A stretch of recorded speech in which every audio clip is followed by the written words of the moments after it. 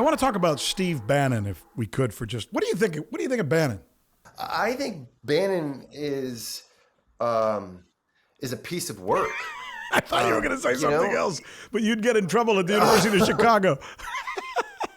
Right. Well, there was a time, several years ago, he was invited to the University of Chicago, and he was going to then debate one of our professors, and he would not have fared well against who he was going to be paired up against, and then he ended up not showing. So we had a brief, flirtation with him, but he didn't show. But look, he's a guy who at once played an important role in the rise of Trump and then held on to unbelievable power in the Trump administration, but then for a short period of time. And, on one hand, we see him as like this guy who's got a shock of hair, who's out on boats, he looks unhinged. And on the other is incredibly influential and has tapped into something profound about the direction of American politics and is directing it in ways that is deeply troubling if you care about the health of our democracy. As a Latino, as a Hispanic in the United States of America, I think he's a piece of shit for what he did, where he was essentially arrested for trying to fool other, I guess, I don't know what you would call them, redneck Americans, hateful Americans, people who spend all their days thinking how much they hate Mexicans because they think Mexicans are the problem in America and all Latinos, that we should get rid of them. And there are people who think that way. And Bannon apparently found a way to get those people to send him money by building a wall that never really was built. But nonetheless, he didn't care. I don't know who he is actually. I don't know who he's exploiting more when he does something like that. The Mexican population or Latinos in America, or those poor people who actually think he was going to build them a wall. And he was indicted for that, and apparently Trump got him out. But if you ask me, of all the things he's done, I mean, that's the motherlode for me. That's terrible. It's all over the place when you think about the people who've been close to Trump. These are people many of them are grifters. They see this as an opportunity for their moment in the sun, and they're trying to leverage it for their own personal gain. And sometimes they do so by invoking the language of what's in the best interest of the country. But for the most part, these are people who are, throwing elbows to stand in the shadow of a demagogue. And it's not a pretty sight. You don't strike me necessarily as a lib or as a diehard right wing dude, right? Are you? How would you qualify yourself? I think I am generally a moderate, but I'm deeply concerned about what's happening in the Republican Party and the transformation of the Republican Party right now. I see it as a distinct threat to the health of the country. It's not our uncle's Republican Party, not our granddad's Republican Party. That's for sure. That's for sure.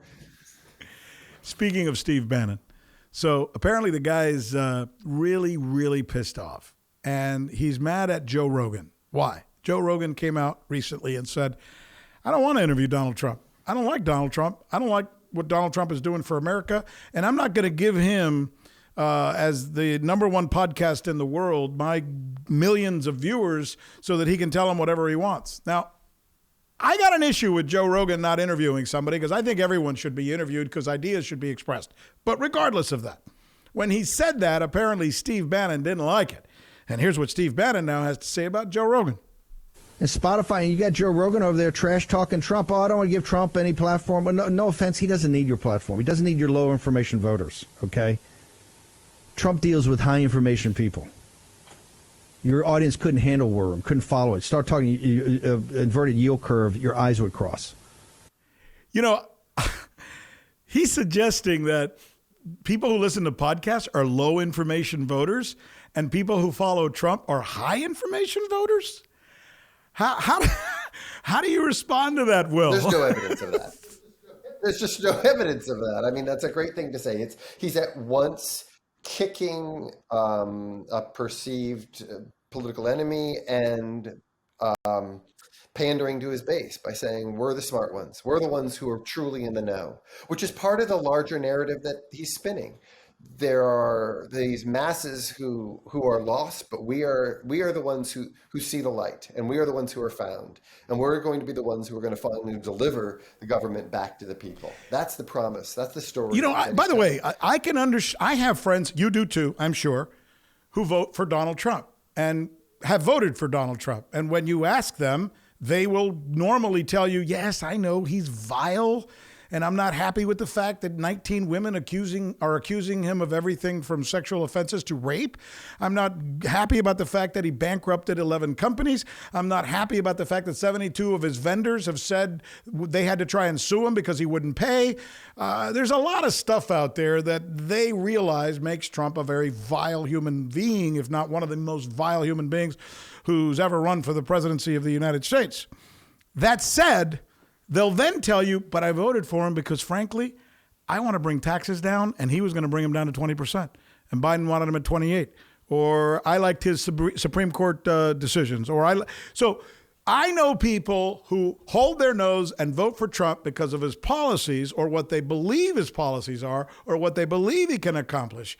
And I understand that. But that's not what Bannon just said. He said he seems to be suggesting the people who vote for Trump are voting for him because they're just really smart, educated, cultured people who are somehow superior to others who don't vote for him.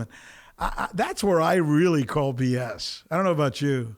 Who have bought into the Trump narrative about the future of the country and what's at stake. I mean, Trump's presidency was one that was a mix of populism, but then also a willingness to go along with the wishes and interests of traditional conservatives, because he hadn't taken full control of the Republican Party. So we did, in fact, see a whole lot of deregulatory activity and a reduction in taxes and the appointment of a bunch of truly conservative justices to the judiciary. All those are like standard conservative wins. And so the kind of person who you were describing would say, I got something for my vote. At some point, though, I think you have to ask yourself is that how bad does this stink need to be for you willing to, at what point will you then say enough? Like the kind of corruption that we're seeing to our governing institutions, to the media, to our ability to come together and speak across difference, to the health of our democracy broadly. I mean, we're really in trouble here.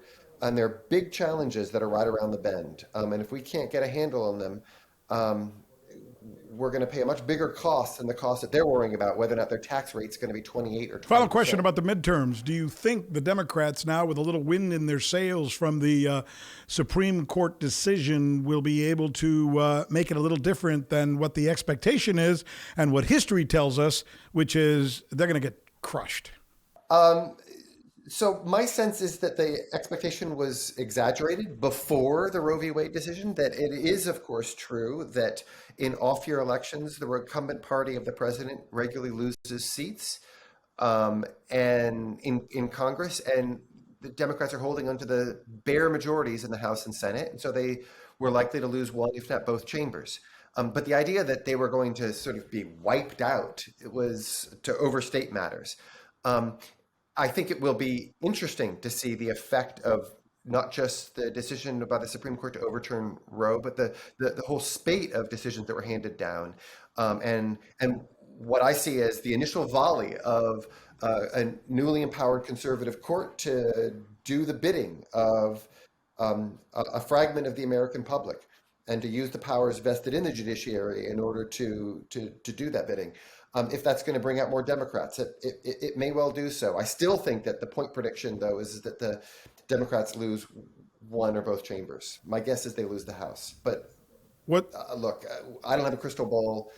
What's the next book you're working on?